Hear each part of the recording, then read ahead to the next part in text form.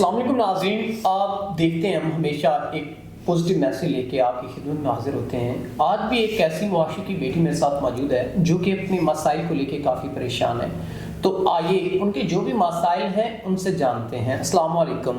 وعلیکم السلام۔ اچھا مجھے بتائیے گا کیا مسئلے مسائل ہیں؟ ہر دوسرے انسان کی زندگی میں مسئلے مسائل ہوتے ہیں اور وہ بہت پریشان ہوتا ہے اپنے مسائل کو لے کے، تو آپ اپنے مسائل کو لے کے کس حد تک پریشان ہیں؟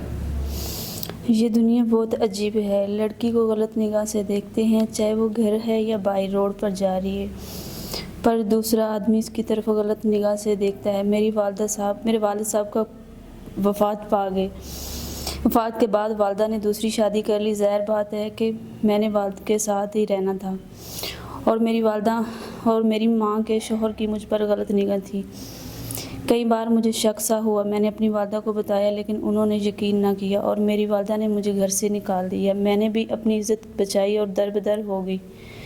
میں اپنی عزت کی خاطر در در کی ٹھوکریں تو منظور کی، لیکن اپنی عزت کو آنچ تک نہ آنے دی۔ عورت کی عزت مرد کے ساتھ، تو میں نے یہ فیصلہ کیا کوئی نیک مرد مجھے ملے شوہر کی صورت میں مجھے عزت دے، میں اس نیک دل انسان کے ساتھ نکاح کے لیے تیار ہوں۔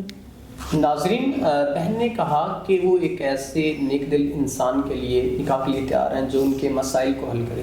ظاہر سی بات ہے، جب والد کی وفات ہوئی تو والدہ نے دوسری شادی کی، تو جو دوسرے والد تھے ان کے سوتیلے، ان کی ان پہ غلط نگاہ تھی، تو بیان کرتے ہوئے بھی بہن پریشان ہو رہی تھیں، کیونکہ مسائل یا پریشانیاں انسان کو مینٹلی طور پہ بھی ڈسٹرب کر دیتی ہوتی ہیں۔